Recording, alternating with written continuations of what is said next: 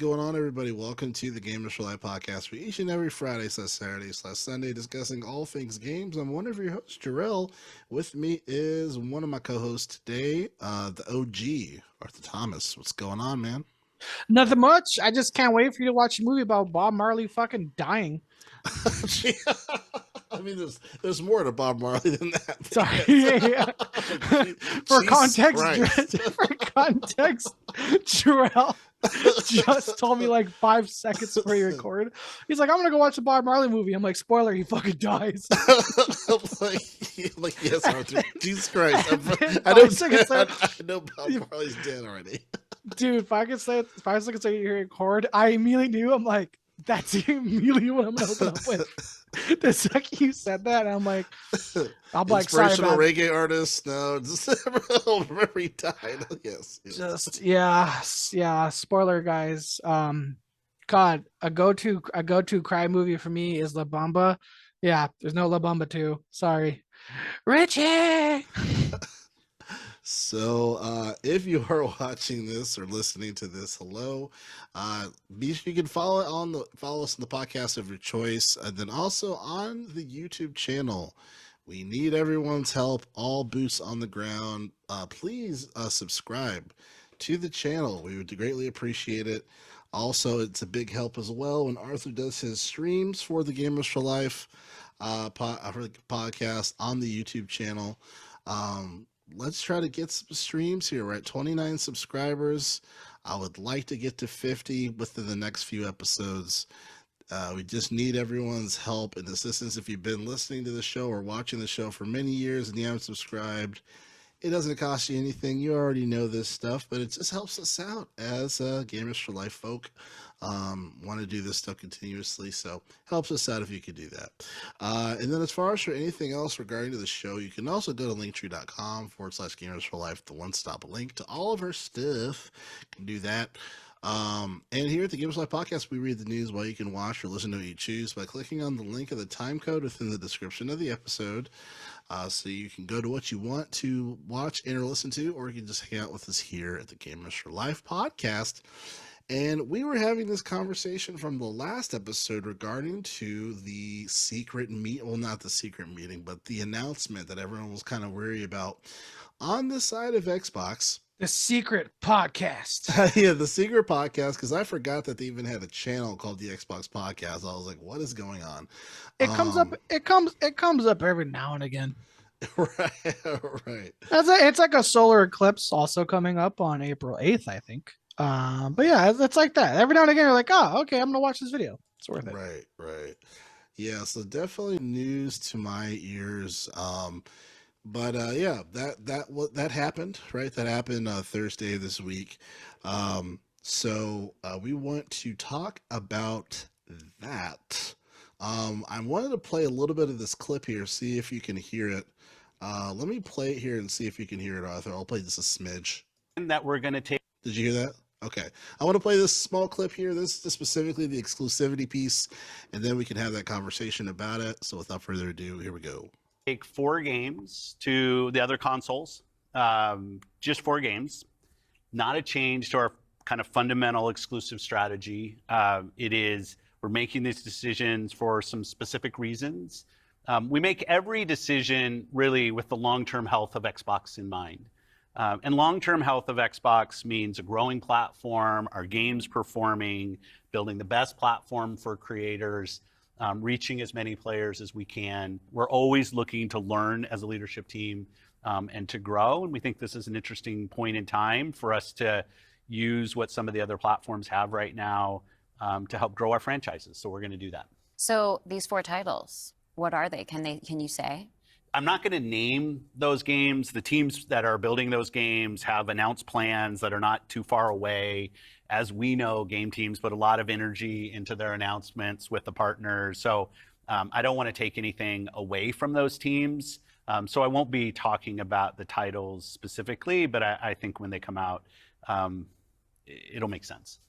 I love how the YouTube channel was like, or the comments were like, hey guys, here's the 4 games. So you already had people in the comments that were like, yeah, these are the games.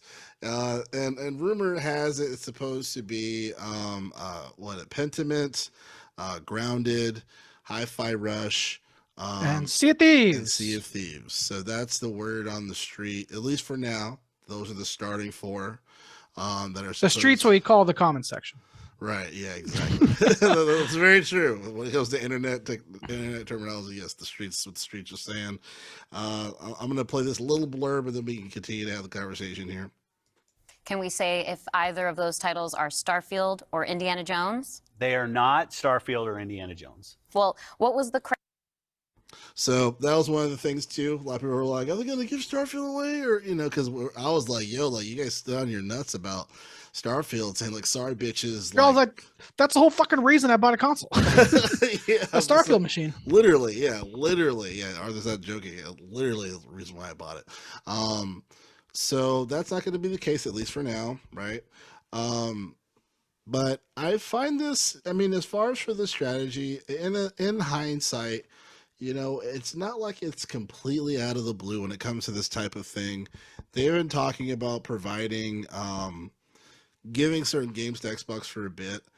And then also the news keeps breaking out. Obviously, there was that huge leak where a bunch of data was released and whatnot. So there's already been, a lot of information that's been exposed where it's like, fuck, like there's not much we can do really here on this front except just kind of act like it didn't happen and keep doing stuff.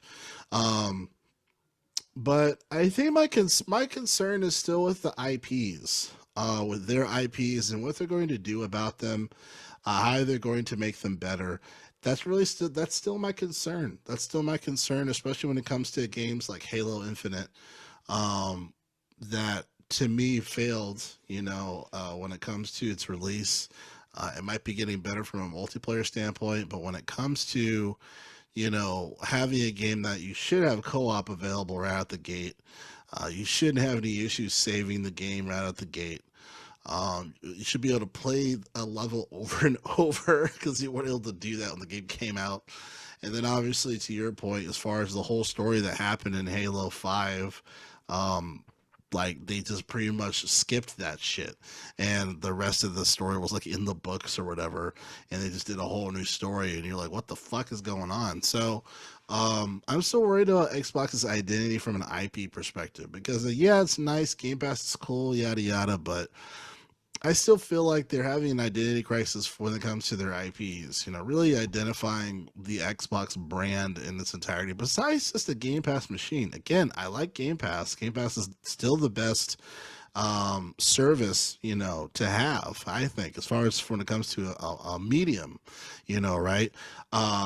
But when it comes to like, hey, I'm gonna buy this Xbox, I'm gonna buy, say, Gears of War 6, or hey, I'm excited for the next Halo that comes out, or like those types of things. It seems like it's not really a focus. They're just really trying to get as many subscribers as possible and let it be that. And I don't know. I'm a little worried about that. What are your thoughts? The identity of Xbox is new and it's different. I'm not sure if we all like it because we don't know what it is. And here's something that I'm not sure if a lot of people are talking about. It's one of the first things I thought of, and this is sort of a tangent, but I think it's relative. One of the first things I thought of when this game got announced is I'm like, that's an Xbox style of a game. And that's Helldivers 2. I'm not going to go down the full rabbit hole of like a review of Helldivers where you talked about that. But when you look at Helldivers, describe it and look at all the boxes it ticks, that's the most Game Pass like game in Sony's catalog. Cooperative, RPG, shooting, classes, horde, stuff like that. That's like kind of the bread and butter formula of most Game Pass games. And Helldivers is fucking killing it. And I spoke to this earlier. Because of the boxes it ticks, it doesn't surprise me that it's having a much more successful launch on PC than a PS5. Because again, Joel, you and I were in the trenches when we worked retail. Sony as a console would sell a lot more like sports games or Call of Duty, but a game like this really wasn't a Sony PS4, PS5 type of game, and you were in PS5. So in terms of the console wars, or Xbox versus Sony, I thought a lot more people would be talking about that. I thought a lot more people would talk about if Sony just released a game that's normally in Xbox's wheelhouse and they're fucking killing it. Say what here's the thing. I know Church doesn't, Church has the game on his docket, on his fantasy card, but he didn't like how Helldivers was being praised while Suicide Squad was being shit on. But where I'm going with this is say what you want about Helldivers, it had a lot of things that Halo didn't. It had cooperative at launch, and that's a huge fucking deal. That alone was one of the biggest red flags I think that Xbox has had in a long fucking time. And I would have actually liked more of an apology from Phil or 343 than we got for Redfall. Redfall was a game that was bad for its foundation, but Halo is their flagship. Apparently, I'm told Halo seasons your shit's good. I don't care. I don't like the phrase "this next Halo season is good." That's not Halo. I don't care if you're talking about the game or the show. The next season of Halo isn't fucking good. Fuck you. And so You're just gonna be a denier. You're like, no. no, Well, I'm not watching it either, so you know what I mean. Like, I don't care if it's great. Like, they lost me, you've seen all the posters I've seen. All the posters are of the main actor. I'm not here to watch this guy's IMDb profile page blow up. I'm here to watch a show about Right. Master Chief. Right. So with Xbox, it's I'm mixed because as a guy that likes cooperative based games, I kind of do like that they're leading the charge with cross platform, where Sony was highly against it always, and Nintendo they never, no one gives a shit. It's like we're on a highway, we all stay in our lane. Nintendo's been driving on the shoulder for years, and we've just fucking let them, and no one's cared. With their fucking iPad of a console. But it's weird because as much as a lot of people griped, including myself, very earned, griped that Sony was very anti cross-platform. Here we are, post 2024, post COVID mainly, post COVID of the most successful year in gaming and entertainment in the world's ever seen. Now it's like Xbox is being more cross-platform, but I feel like they're being more cross-platform because they have to, almost because like they're quote unquote losing, not because they're trying to better the industry. I don't know if it's because they're not spinning it the same way. Because here's what I mean by them spinning it the same way, Joe. Let's say this was a year ago, you would hear phrases like Xbox is leading the industry in accessibility. Xbox is going to lead, Microsoft will lead the industry in cooperative games. I feel like that's a type of speech or buzzwords we would hear with this cross-platform. Now, in this like podcasting with looks like uncomfortable stools, which I hate as a chair, by the way, they look super uncomfortable. I had to speak about that. The worst version of a chair, I agree. Yeah, like real talk. We're we're over 35. Back supports a thing, guys. I feel like Phil Spencer, like again, one for one drill. Phil Spencer talking about cross-platform games like 2 years ago versus Phil speaking of cross-platform games now. It's like from a point of defeat or from a point of loss. From they have no other choice. You know what I mean? Yeah, I mean, I don't know if I agree if it's like a point of defeat. I think because either way, they're going to be making money from it, right? They're going to be, if it's going to be go over to another platform, they are going to get a piece of that pie per se, and their model is changing, right? Their model Absolutely, their model's not the same.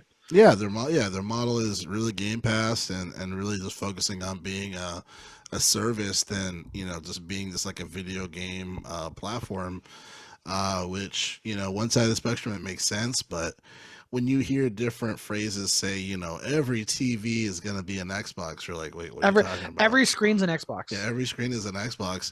That and that kind of attests to what we were talking about many episodes ago. We talked about that many episodes ago as far as saying like, hey, like eventually hardware, like they'll make hardware to satisfy people that like hardware, but they're not going to make any money from those people. Like in essence, you know, they might make $100 off of They're not making money. $500. They're not making money now. Yeah, You know, we yeah, learned. tradition.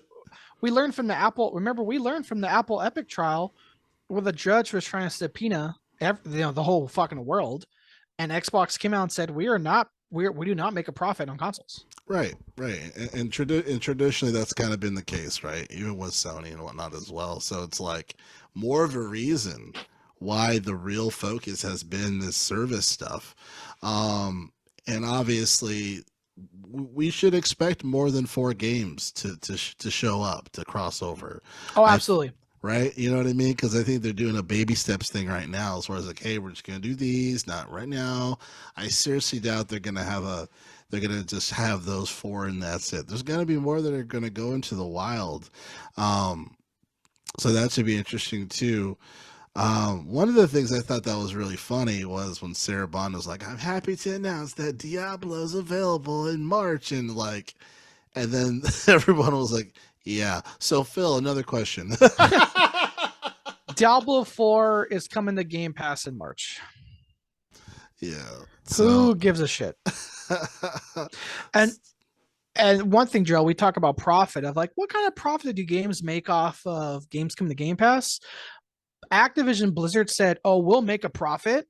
You better buy this fucking $65 amount."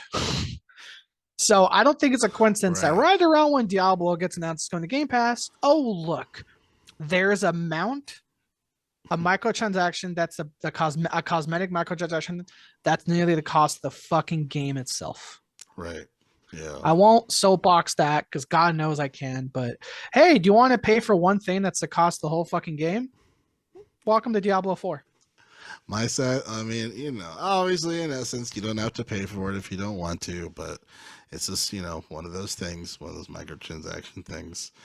But yeah, so I mean, the vision of where they're going makes sense, but I just wish there was a little more pride of the games that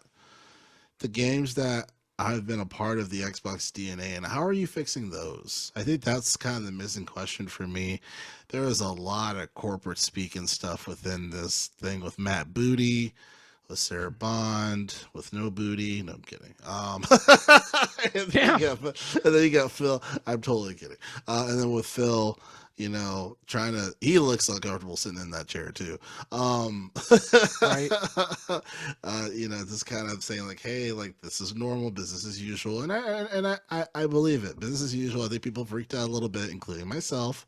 I still think church might have a point as far as Phil's days possibly being numbered, because if they're going to be rowing the boat, if you're running being the captain of the ship, if you will, and the ship is just doing its thing, and we're going to release these games out and all this stuff, and it seems like if they already have a clear direction without really Phil in mind, I can see Phil stepping down eventually, per church, you know, church's point. So we'll have to see what happens here in the near future. Church is like, yo, Phil's gonna get fired. Phil's gonna get fired in 7 days. Yeah, I was like, wait a minute, what are we talking about here? And that was a pivot. I was like, man, I'm having fun shitting on fucking Suicide Squad. And now you're talking about Phil might get fired? Like, whoa, man. Right. Read the room. And then, you know, to comment on the Helldivers thing, you know, and I know church has been like, what's the difference? It's the same thing. It does the same shit. But my main, and I feel like my main point has always been is that Helldivers wasn't juggling a very popular series that's over 10 years old, and they were supposed to come out with a sequel to that had a really great focus on it, but they wanted to jam in a live service function on top of it. Like, that is, to me, that is the difference. Yes, as far as the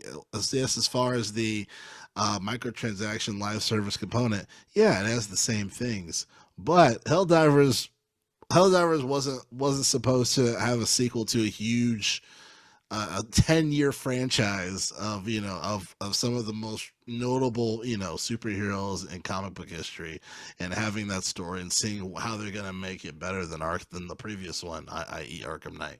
So that is a very different thing, and I think that's what IGN was saying. They're saying that it's, the issue isn't really the live service; it's shoving live service into this model in the story of Rocksteady. This is Rocksteady's baby, or was, and that's the failure, But I do think it is funny just to see like 9 out of 10 Helldivers, like just It's to great. see that. I love it. You know what I mean? Church was laughing. He's like, man, fuck all this shit. And the funny thing is, it's So, weird because he has both those games on. He has both those games on his draft card. So one got him negative points, which got me positive points. So I counterpicked that.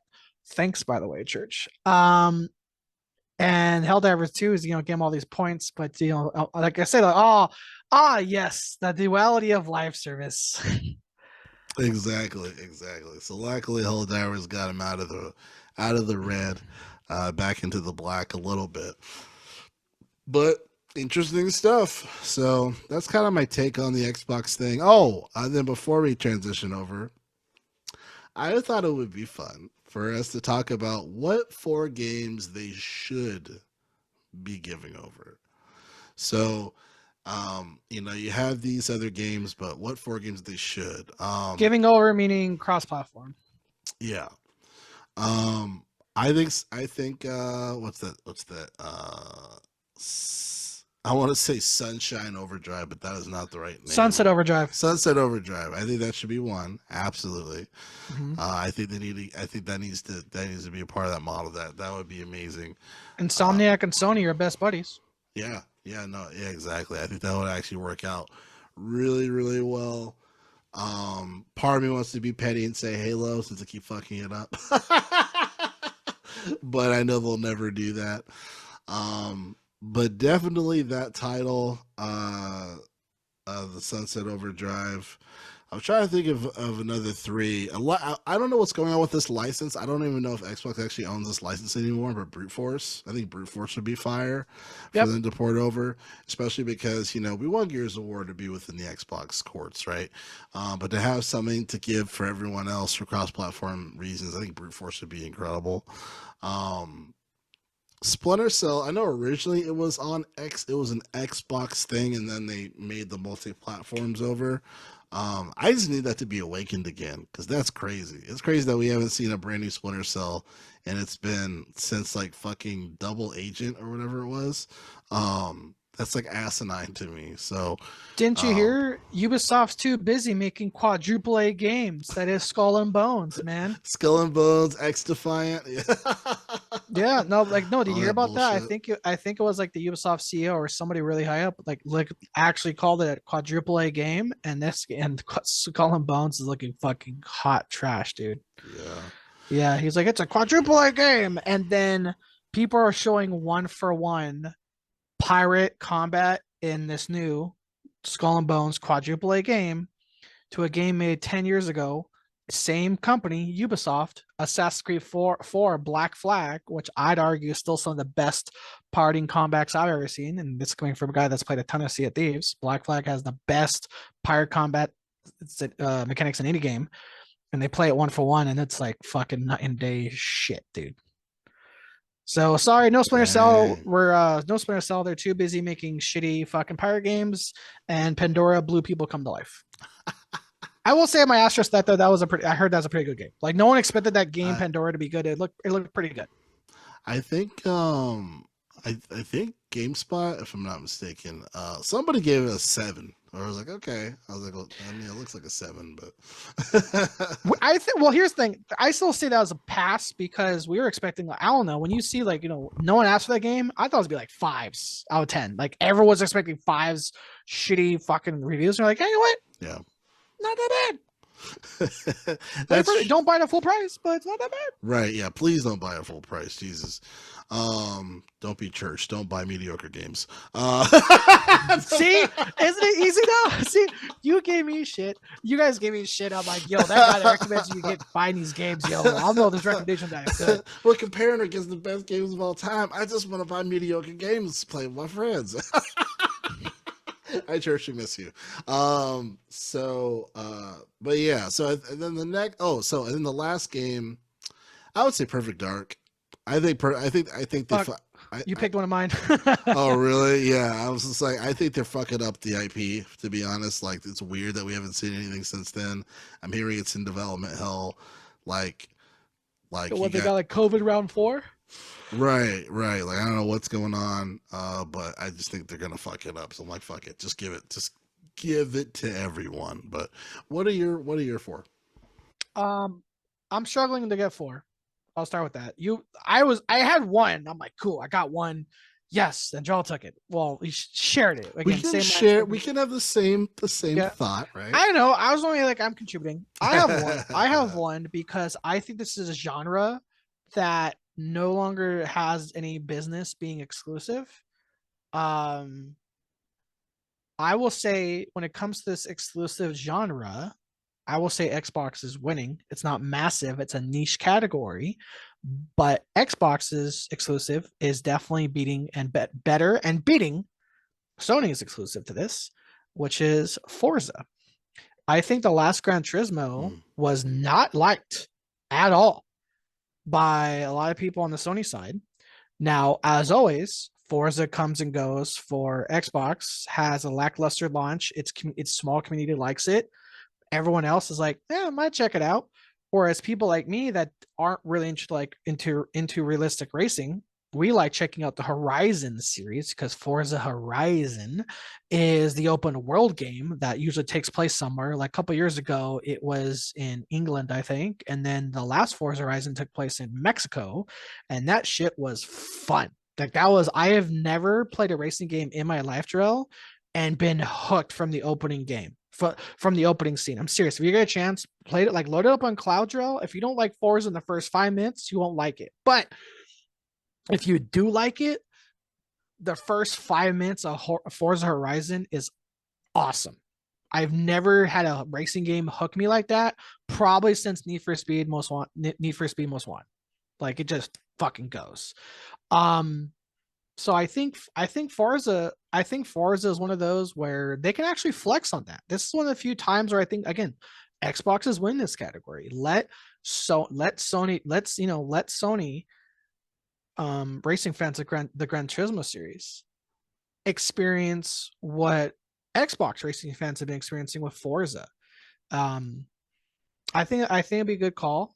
It's not nearly 1-for-1 in terms of Gran Turismo. Their story or quote unquote like campaign track system is a little different because they're more of like, I want to say like rally tracks, whereas Forza is more of like Formula tracks.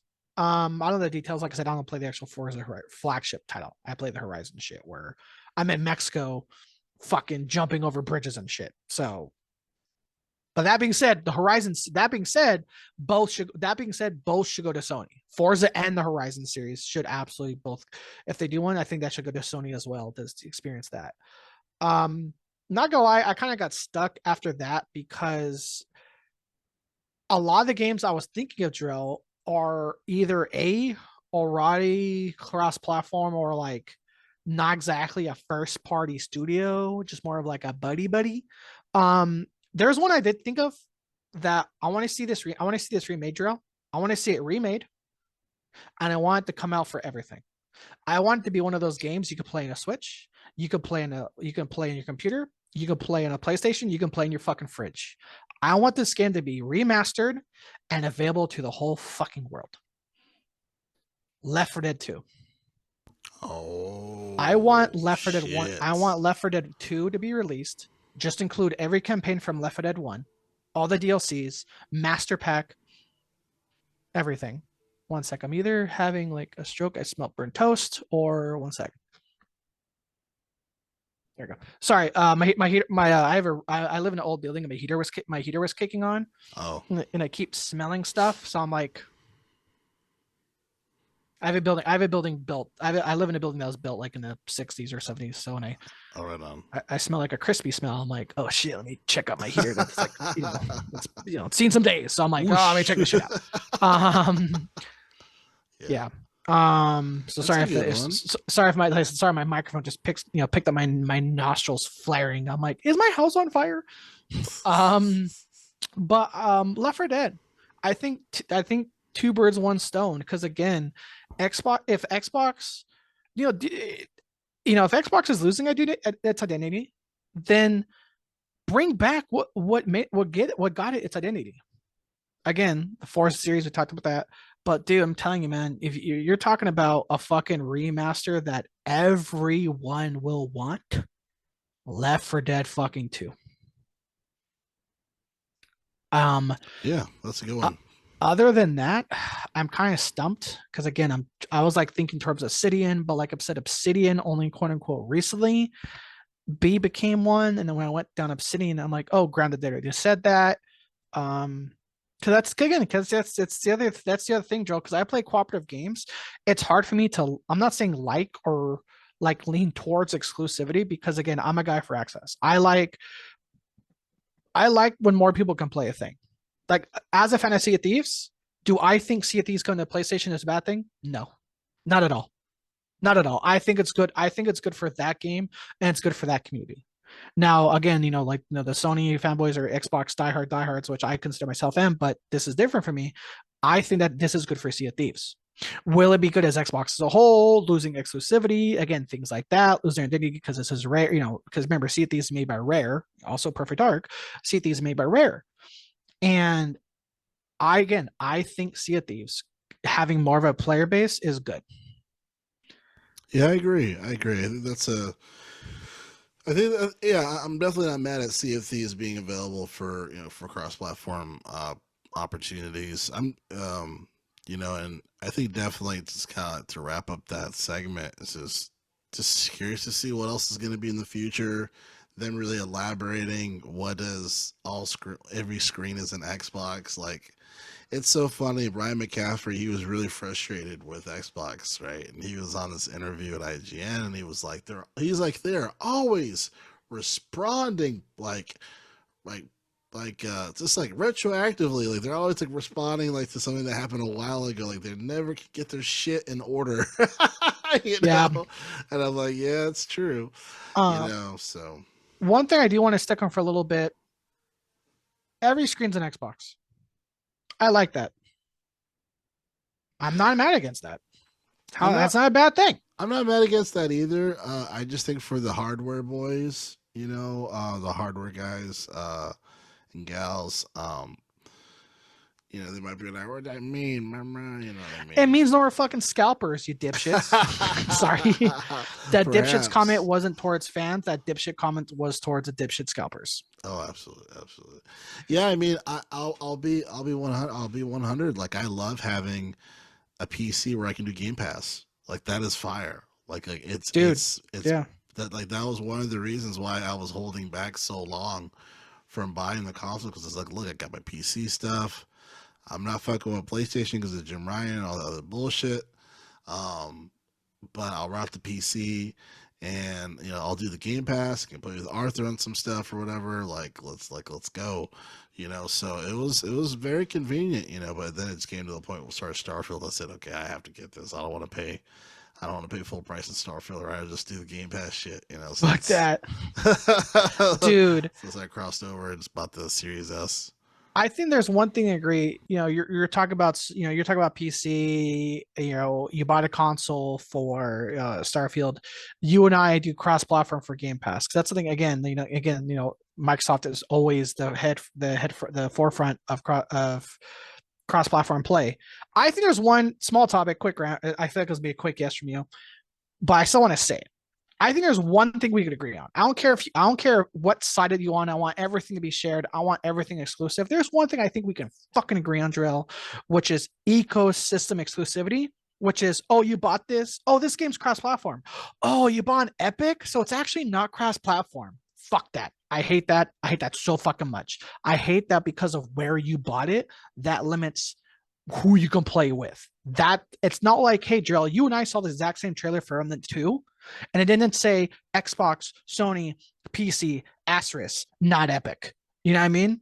So it's thankfully, that's a very rarity, but you and I both experienced it where, oh, this game got bought here, so you actually can't play because they're playing it over there. But if you bought it over here on this ecosystem, like Steam or some shit, then yeah, you could play with other people. So that needs to die quick. 100%. 100%. That's been a real bullshit thing. And I don't know if it's like a contractual reason or whatever the case may fucking be. But no, yeah, it does have to die because it's just, it puts up more walls. Like, I understand the competitive advantages and things like that. But like, if you buy a game, like, just let people fucking play where they want to play. You know what I mean? And just have this shit work, you know? Um, so yeah, that is something that needs to die. Like it's funny too. Like, I remember years ago we were like, man, like, I can't imagine cross-platform being a thing. You know what I mean? And then when it wasn't, Wow, yeah. we were like, holy fuck, this is incredible. And then we knew PlayStation was like, fuck that noise. You know, we don't do that shit. You know, I was like, man, like, this I'm is Jim like the Ryan. future, right? Exactly. Hi, I'm Jim Ryan. Nice to meet you. So For our audio listeners, that was Joe doing a dead on impression of Jim Ryan spinning his hand before he shakes it. yep. And yeah, like I said, Joel, I like how we went from, oh wow, cross-platform, that'll never be a thing, to the flip side of Epic Games isn't letting me cross-platform. Fuck this shit, you know. Right, exactly. Like, get with the times. Like, what the fuck, you know? Like, yeah, exactly. Be progressive, bro. What the fuck is ecosystem? There's no accessibility there. Hashtag triggered. Triggered. Yes, yes.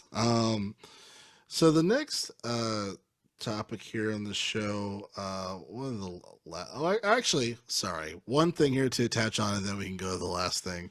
I just thought this is very coincidentally connected to this supposed let's give games to everybody for the 4 games. And I'm talking about Sony being in trouble as far as not having huge major releases. So this is from IGN.com. It says here, as revealed by Sony during a financial call, PlayStation does not plan to release any new major existing franchise titles next fiscal year, like God of War Ragnarok and Marvel Spider-Man 2. Those projects are under development, link in bio below. So basically, they're not going to release any new entries in major PlayStation franchises before April of 2025. So I was like, damn, I said, Sony's hanging it up for this year? Like, Oh, dude, that's not good timing, Drill. Because there's only one game in everyone's mind for 2025. Grand Theft Auto. Grand Theft fucking Auto, Drill. And like I said, you and I both know that game has the potential to outsell everything. That game, I don't give a fuck what type of game you're making, whether it's my beloved indie or fucking console exclusive. Xbox can make the best update to Halo. Whatever month fucking GTA 6 comes out, do not release anything after that. Yeah, they really have to, because that's the fun thing too about release dates when it comes to like such a prominent title like GTA 5. Everyone knows, like, okay, we have to schedule this like weeks after the release date because they're just gonna be fucking pummeled. You know what I mean? Like, no one's stupid to release right next to a GTA 6. So, yeah, that's gonna be very interesting. I don't know. You say that no one's dumb enough to release the game after GTA 6. I don't know, man. I feel like Days Gone 2 is about to drop. And then the guy's gonna be like, "Why aren't you paying $70 for my game? You guys are cheap." I'm like, "Are we, or are we just, you know, want to buy stuff that's gonna be good?" Dude, that Days or Gone. a better investment. If you can't tell, Drill, I still love that quote from the Days Gone guy, the Days Gone CEO, where he was like, "What? You buy your games on sale? You're ruining the industry. Whatever, man. Go fucking work for Nintendo, okay? You want to work for a business culture that that encourages the absence of sales. Yeah, it's called Nintendo. They're hiring. Right. And speaking of Nintendo, we want to talk about Power World, kind of just taking over the internet, and as far as just how popular that game has been, especially on Steam, one of the top one of the top games Of that has all been time. of all time, on Steam, and even oversitting like Counter-Strike 2, which is crazy. That's crazy. The top Counter-Strike 2 on fucking Steam. Yeah, it's pretty fucking nuts. Um, but I wanted to share this information here. Arthur was telling me because there's been some editorials that have been saying, "Oh, Powerl's lost 2/3 of its players, or 2/3 of its players in 2 weeks," and saying, "Oh, Powerl's dead. Powerl's dead because he's lost its players." Da da da. And I think the response of the dev team of what they said, I think is very poignant, and it kind of alludes to a whole other conversation as far as like, hey, what are these people's definitions when it comes to games like this, you know? But I'm going to read this here. This is their response to those comments as far as, oh, Power is dead because, it lost 2/3 of its players within 2 week time. So it says here in quote, this emerging Power World has lost X percentage of its player base. Discourse is lazy, but it's probably also a good time to step in and reassure those of you capable of reading past a headline that it is fine to take breaks from games. You don't need to feel bad about that. Power World, like many games before it, isn't in a position to pump out massive amounts of new content on a weekly basis. New content will come and it's going to be awesome, but these things take a little time. There are many amazing games out there to play. You don't need to feel guilty about hopping from game to game. If you are still playing Power, we love you. If you are no longer playing Power, we still love you, and we hope you'll come back for round 2 when you're ready. Play a lot of games, different games, and frequently flick through indie libraries to find hidden gems. End quote. I thought this was just such a genius response. And then it's a kind of a gangster way of saying, bitch, we already made the money back. 10 times over. I don't give a fuck where you go, bro. You can suck on your own nuts. I don't give a fuck. We made our money already. Oh no, we lost, 2/3, 75% of the highest player count fucking ever. It's like, bitch, we made our fucking money. Like, I don't give a fuck. Oh my god. But I did think, as far as just responding to like the clout chasing editorials, which all we know of today, Look at you, very Kotaku. yeah, Kotaku. I mean, fuck, IGN, GameSpot, everybody that is doing something in journalism, they have to do this clout chasing bullshit now. That's just really the name of the game at this point. I thought this is an amazing response, and I like how it says, for those of you who read past the headline, like, know that, like, we're fine. This is fine. We're going to give you new content. It's going to take a while. Play new games. It's healthy, and we had this conversation about, when Sony was announcing like 11 live service games or some shit. And we're just like, what are you talking about? Like, why would you want people to just constantly be slowly but surely like being like their blood sucked out of their body, playing these live service games day in, day out, jumping from one thing to the next? I think it's very poignant. We're like, play different games, play all different types of games, like, like, come back when come back when you want to come back. Like, I just thought that was such a baller response, like such a great response. And it just, to me, it shows like it shows what the industry of what they want from like a gamer today. Very similar to like the Matrix, where it's just like they're in those little things and they got the little things on them, like being used up like batteries. Like, I feel like that's like live service games now. Like, It is. It's want to suck up everybody's money. It is, exactly. That's what this new age of live service games is. But instead of instead of sucking up battery, it's sucking up fucking money. And again, like, to your point, Joel, at face value, 11 fucking games from one ecosystem, from one console, that's a lot. That's a lot, dude. Like, do these motherfuckers forget, like, we have fucking lives, dude. Like, we got fucking jobs. And even these kids, guess what? These kids are working at younger ages. These kids are in school. So it's like, who the fuck has time for 11 goddamn live service games brought to you by Sony? Absolutely. That's another interesting thing too, is that Sony was saying that they want to go back to putting, and they're getting on my nerves at this point because they've been doing this hopscotch shit, like say something, take it back, say something, take it back for a long time when it comes to the PC population for what they want to do as far as for their catalog. Now they want to invest in the PC again and release titles on PC.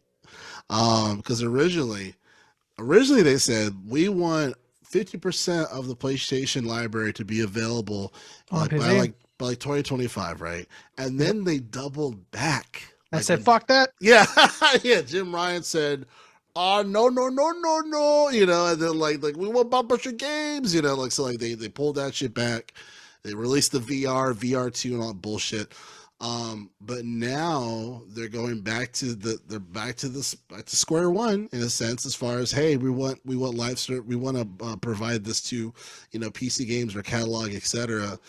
And I laugh just because when they do release something for PC, they release it almost like at full price, like when it was 3-4 years ago. And I'm like, guys, PC gamers are cheap as fuck. And if it's not like a huge game that they can mod heavily, you're not going to get $60-$70 out of a PC player for a game that came out 4 to 6 years ago. Like, wake the fuck up. You know what I mean? So I just feel Like 2 Olympics ago? Fuck that. Dude. yeah, like they are incredibly out of touch when it comes to really investing in PC. What they should do, and I think this is technically a thing, but they need to promote it like it's been a fucking thing, is really that PlayStation Now. You know what I mean? Really boosting up PlayStation Now and really beefing up that library. Like, I would love to play Ghost of Tsushima. I don't know if it's on PlayStation Now or not, but I would love to play that on a PC via PlayStation Now.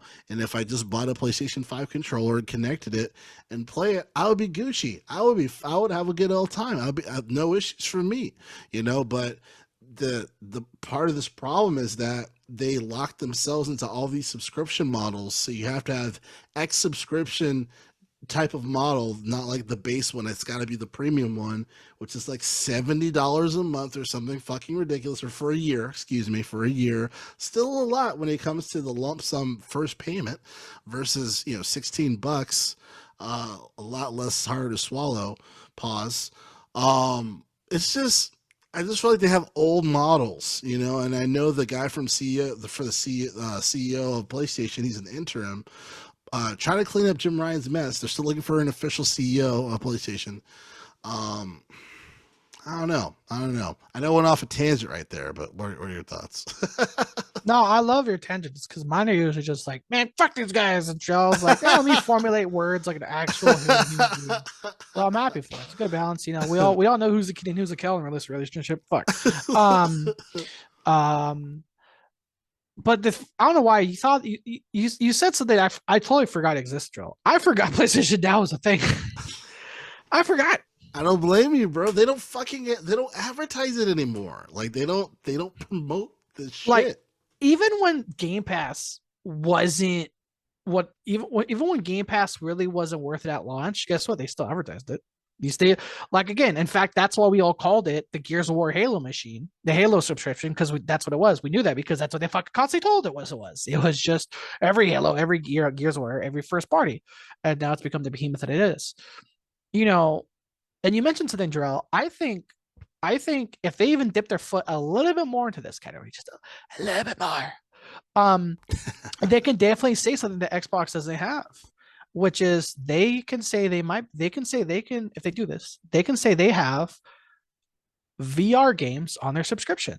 I think that'll be a good tie-in to make the VR2 headset and PlayStation Now worth both of their values. Is because think about it, Joe. Like we said, the VR2 costs $1,100 because it costs $600, but you cannot run it without a PS5. And for other VR headsets, that might say apples to apples, like that's kind of fine. But again, for console players making that leap, that's a big leap. That's buying a whole other console plus some fat California tax. So, and they have this subscription they didn't know what to fucking do with. Do what Xbox did. Invest a little bit, man. Like I said, Joel, I remember the exact fucking E3 where I said I'm buying Game Pass because I was waiting for Sea of Thieves and I was waiting for State of Decay 2. And guess what E3 fucking told me? Both those games are coming to Game Pass, and I never look fucking back. And again, have those types of games or genres, or in this case, is fucking platforms that is the VR2 that gets those players on that. Because again, think of how many people, like Sony people, like Church and other people, that are like on the fence about this PlayStation Now and on the fence about this fucking this VR2. So what can Sony say that separates themselves from Game Pass? Because there will never be a one-for-one competitor, but have an edge, have a talking point, have a bullet point on your quarterly shareholders, meaning they, to Xbox doesn't have anything for VR.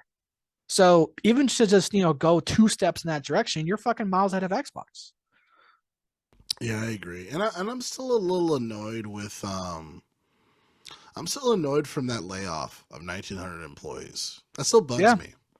That still bugs me because there's a lot of games in that we don't know about that are huge titles to the brand.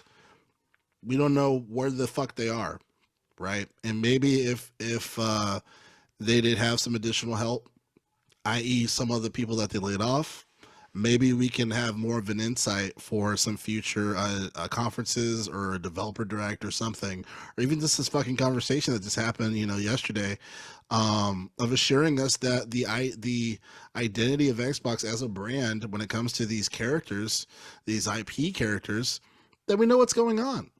So I'm still a little annoyed by that, and my heart still goes out to those folks. Again, we're over 60% of layoffs compared to last year when it comes to the gaming industry. It's fucking bullshit. It doesn't surprise me that PlayStation's like, oh man, we can't release anything until next year. It's like, yeah, you laid off everybody. And I was like, what the fuck? We need more games. Where is everybody? They're filing for unemployment. Oh shit. No games till next year, guys. Yeah, and I'm gonna say something crazy just because I'm running out of coffee, but when it comes to the official Xbox podcast, I mean, I think it's cute that they have a platform that they can communicate to employees or to everybody. Excuse me, to everybody, but let's not have the fucking interviewer be it within that realm.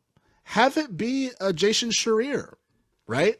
Have it be Dustin Legary.